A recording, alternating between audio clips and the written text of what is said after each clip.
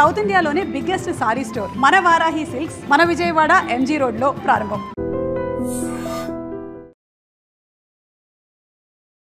హైదరాబాద్ లో మరో దారుణ సంఘటన చోటు చేసుకుంది.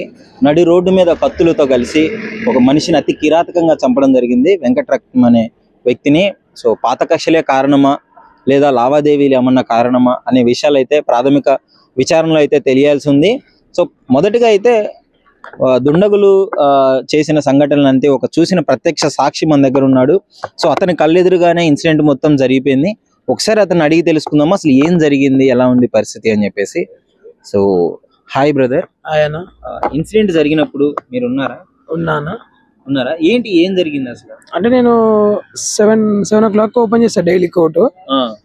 అయితే నేను యాక్చువల్లీ పికిల్ బాల్ వర్క్ చేస్తా. అయితే నేను ఎండ్ వస్తుందని అక్కడ లోపల కూర్చున్నా. అయితే నాకు సడన్ గా సౌండ్ వినిపించింది.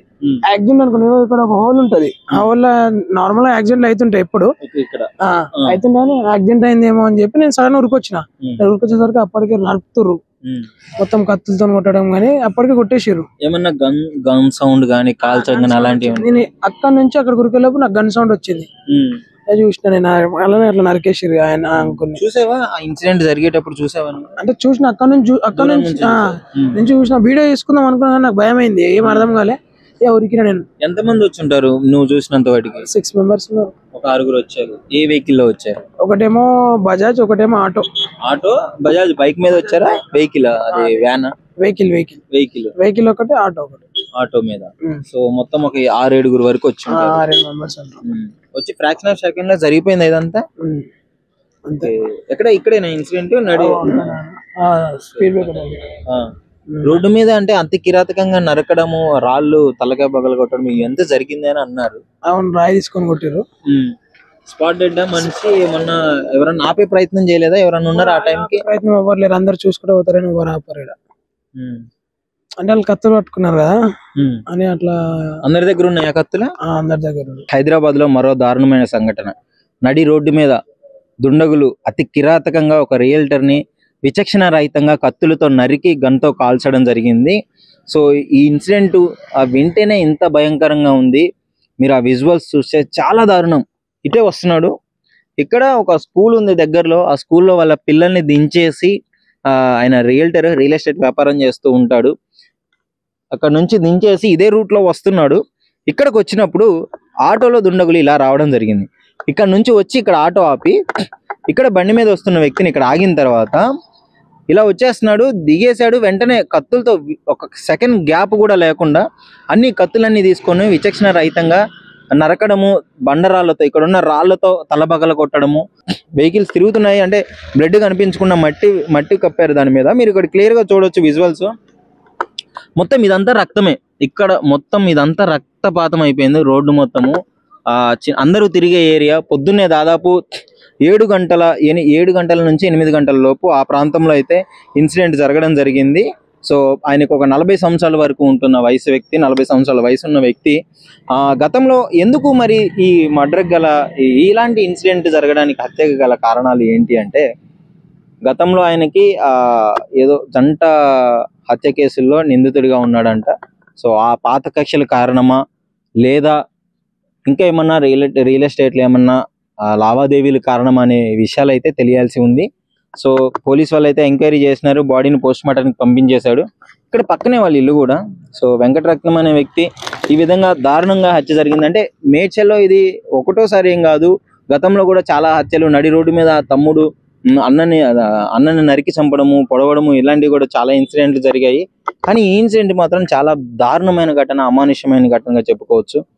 దుండగులకి ఏమాత్రం భయం లేకుండా ఇష్టం వచ్చినట్టు కత్తులతో నరకడం ఏదో సినిమాల్లో చూసి ఉంటారు మీరు. కానీ ఇలాంటి ఇన్సిడెంట్లు ఈ విధంగా జరగడం వల్ల ఇక్కడున్న చుట్టుపక్కల ప్రజలు కూడా చాలా భయాందోళనకు గురవుతున్నారు.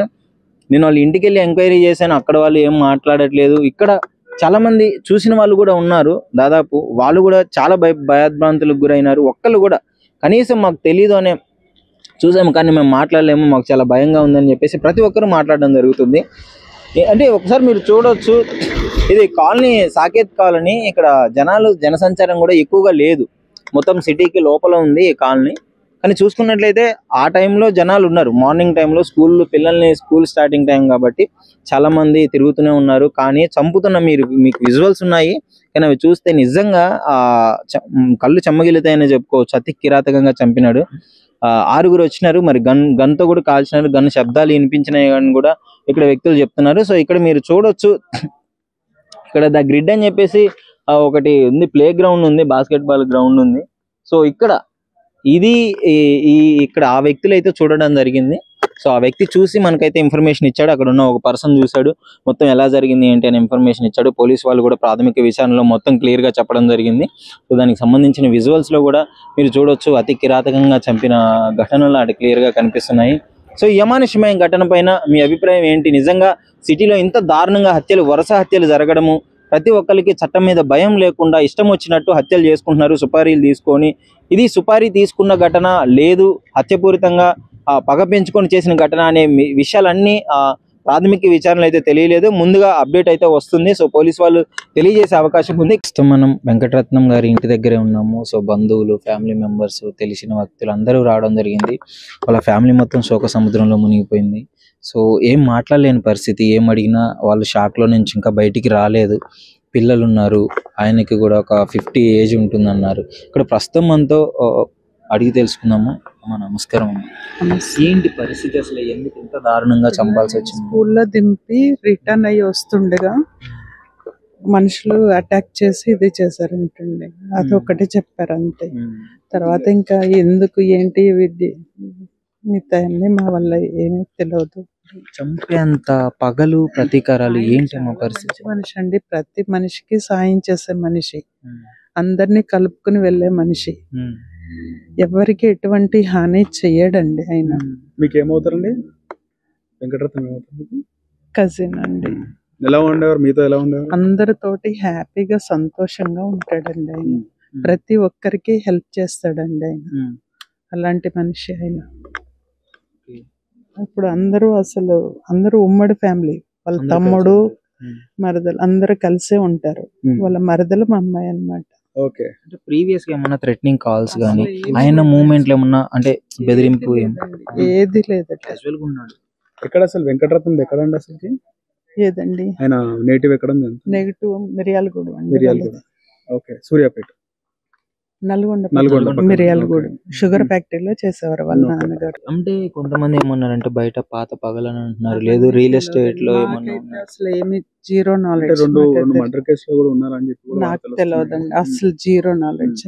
సారీ. ఆయన బిహేవియర్ ఎలా ఉంటుంది? నార్మల్ గా మంచిగా ఉంటుంది అందరితో. And for more videos, Please subscribe to iDream. Please subscribe to iDream. Please subscribe iDream. And please subscribe to iDream. For more videos, subscribe to iDream. please like, share and subscribe to the channel. Congratulations, iDream. Subscribe to iDream. Subscribe to iDream. So subscribe to iDream Media. iDream ki iDream team andarki huge congratulations. Please subscribe iDream Media. Please subscribe to iDream. Subscribe iDream. Please subscribe to iDream. iDream అంటే నా కళల channel subscribe చేసుకున్న నోరు తిరుగుతలేదు, మీరైతే గంట గుర్తు కొట్టండి. For more such videos, please subscribe to iDream. Subscribe to iDream. Please subscribe to iDream. Please subscribe iDream Media. Please do subscribe to iDream. Please subscribe to iDream Media. For best entertainment and information, please subscribe iDream. And don't forget to subscribe to iDream.